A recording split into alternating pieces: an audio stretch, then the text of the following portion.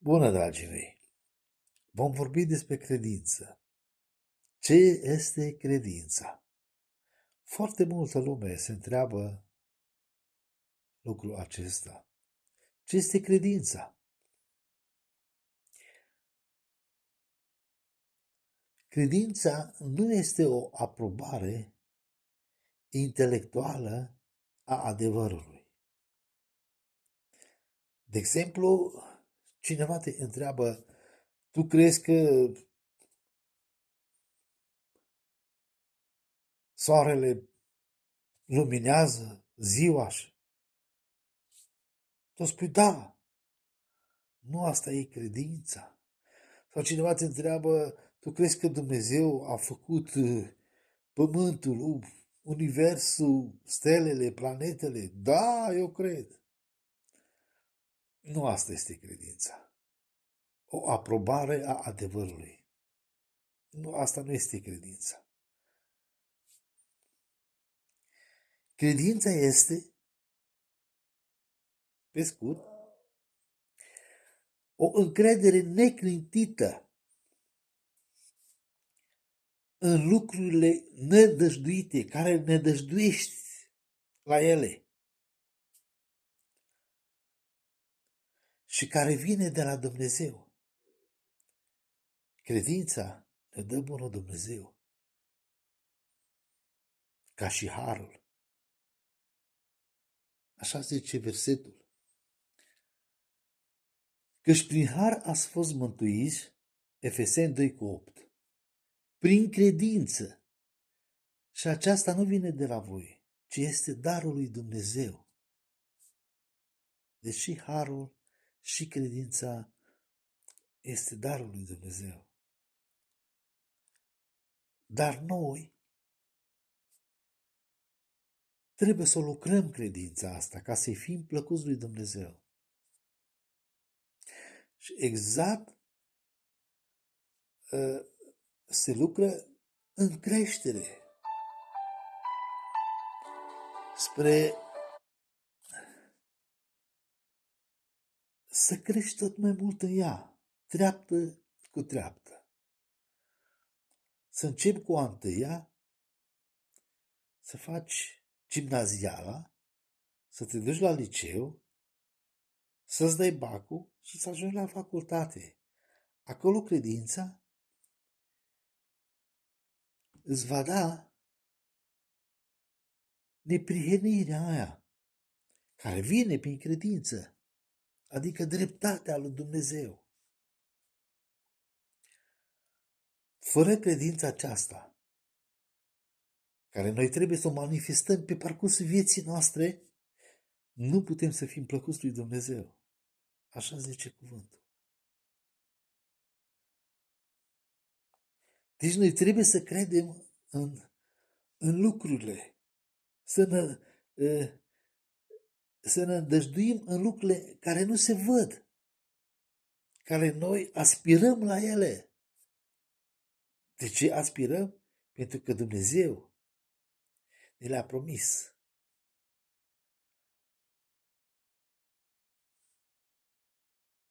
Da. Cum am spus, noi trebuie să creștem în credința asta. Zi de zi.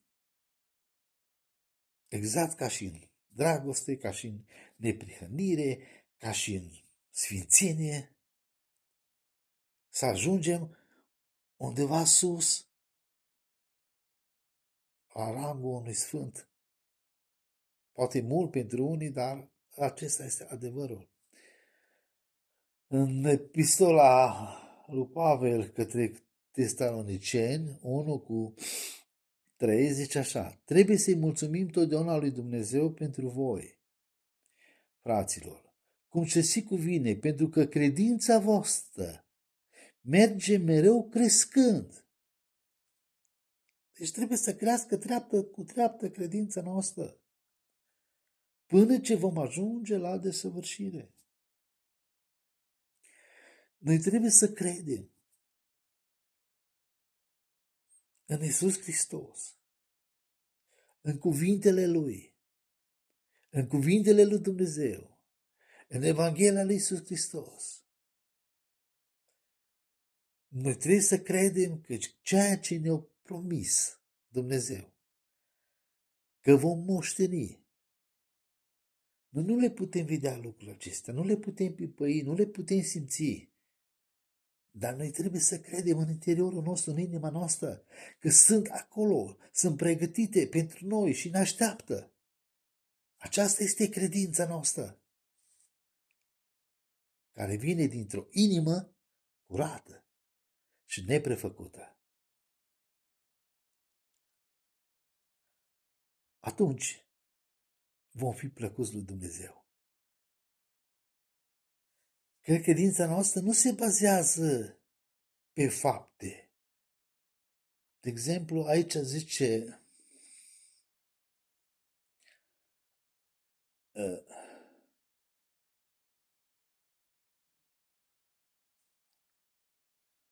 da,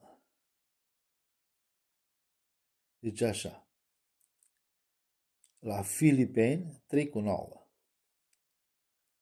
Și să fiu găsit în El, adică în Iisus Hristos, nu având o neprihănire a mea pe care mi-o dă legea.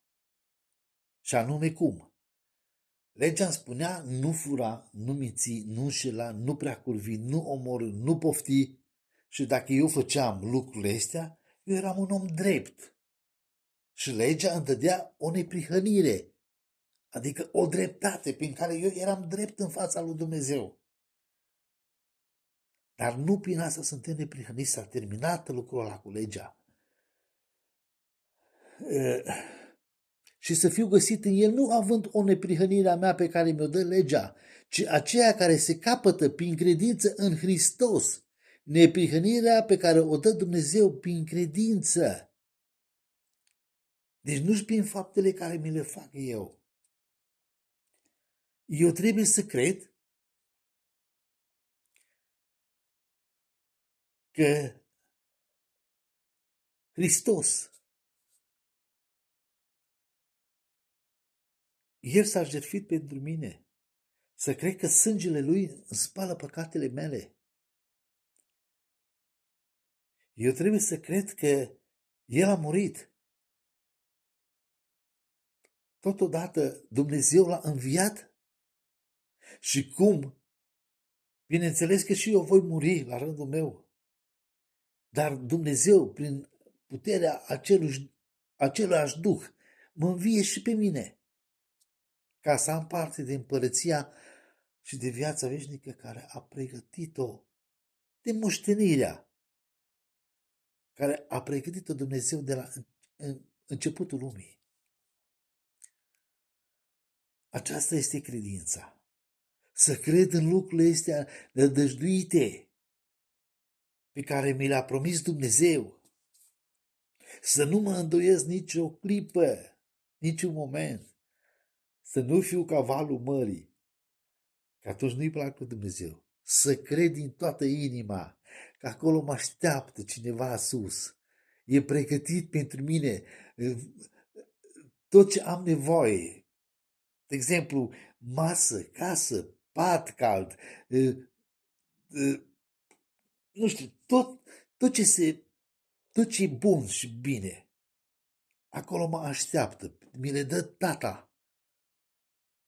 Mi le dă, le pune așa în față. Da. Aceasta este credința. Să crezi din toată inima ta că Dumnezeu ce-a promis, totul se va întâmpla. Să crezi că moștenirea aia e a ta, care ți-a pregătit-o Dumnezeu. A ta, a mea, a lui. Fiecare avem parte de ea. Și toți au avut credință. Că fără credință e cu neputință, așa zice Biblia. Dacă nu avem credință, nu-i suntem plăcuți. Ce Prin credință pricepem că lumea a fost făcută prin cuvântul lui Dumnezeu. Așa că tot ce se vede n-a fost făcut din lucruri care se văd.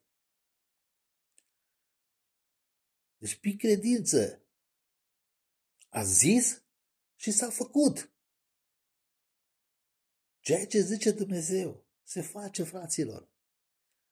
Cuvântul lui Dumnezeu are putere. Evanghelia este puterea lui Dumnezeu. Evanghelia înseamnă cuvântul lui Dumnezeu. Prin aceasta suntem noi mântuiți. Nu prin faptele noastre, nu prin dărnicia noastră, nu prin înțelepciunea noastră, nu prin știința noastră. Prin har și prin credință care vin de la Dumnezeu. Astea nu ni le luăm noi de la școală, de la o facultate, de la o teologie sau mai știu eu de la cine și ce învățător. Nu sunt date în dar, dar noi trebuie să le folosim. Lucrurile astea. E foarte simplu. Numai lumea le place să tălmăcească, să răstălmăcească cuvântul lui Dumnezeu, să-l facă după buna voie și buna plăcere a lor, să le dea lor bine, așa cum acestea sunt bisericile și doctrinele lor. Dar dacă noi citim Biblia și ne hrănim zi de zi cu ea, cu cuvântul lui Dumnezeu, e imposibil să nu vii la adevăr. Pentru că adevărul este Iisus. Și El face tot posibilul. El îți dă totul pe gratis. El te naște din nou. Nu trebuie să te naști încă o dată din pântecele mamei tale, cum zicea.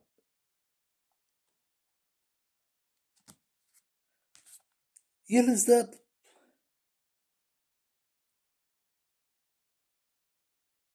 harul lui.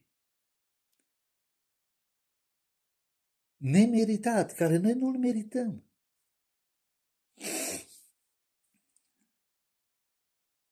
El își varsă peste tine toate bunătățile lui, mila, dragostea, îndelunga răbdare. Tot ce e bun de la el se le varsă peste tine. Doar tu trebuie să crezi.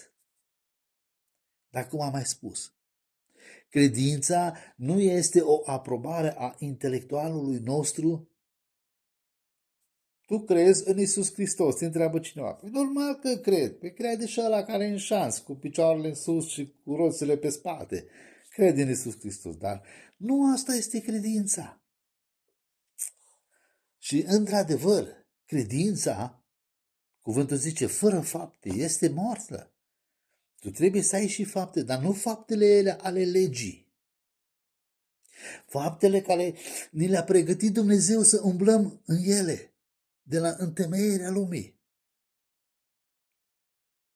Adică nu poți să-l vezi afară pe fratele tău, seamănul tău, fratele tău, un om, să-l vezi că duce lipsă și tremură de frig și e plin de răni și sângele să cură din el și tu ți-i spui, lasă, du-te mai departe că te va ajuta în altă zi sau te va ajuta altul peste... Nu, asta deja e lăpădare de credință. Tu trebuie să-l ajuți. Cum te-a ajutat pe tine Dumnezeu și ți-a dat totul pe gratis, fără plată, ai primit absolut tot, așa trebuie să-l ajuți și tu pe semenul tău.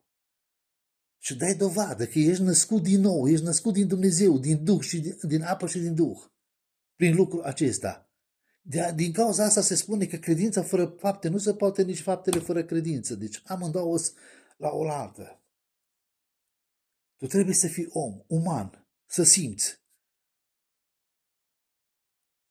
să ai dragoste de aproapele tău. A-l iubi pe aproapele tău ca pe tine însuși se cuprinde toată legea și prorocii și toate cărțile din lumea asta, toată învățătura din lumea asta. Cine mai trebuie mai mult?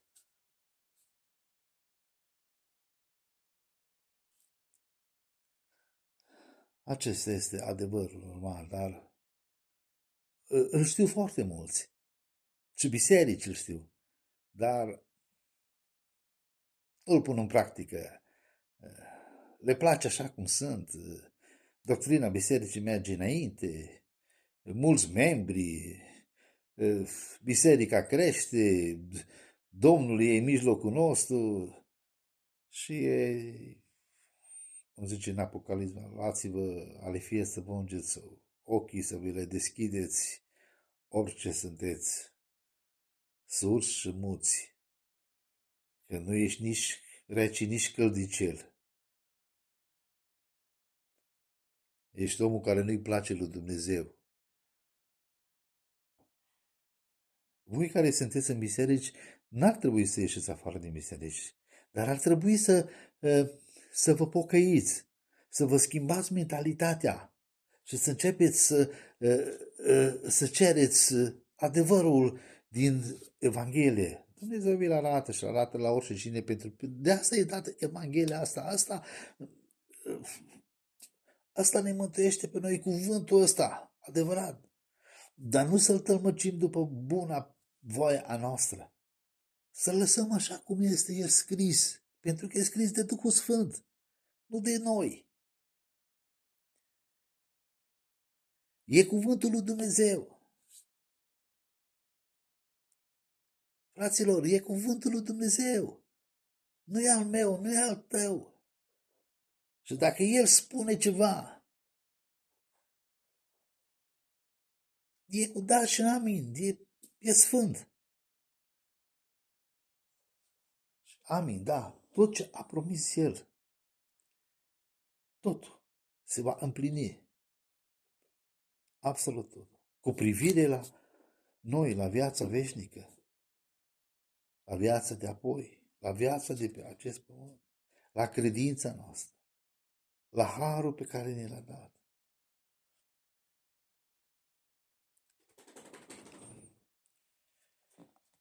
Sunt multe de vorbit despre credință, dar să rămânem la astea. Și de altă dată o să mai discutăm. Să aveți o zi liniștită și bună.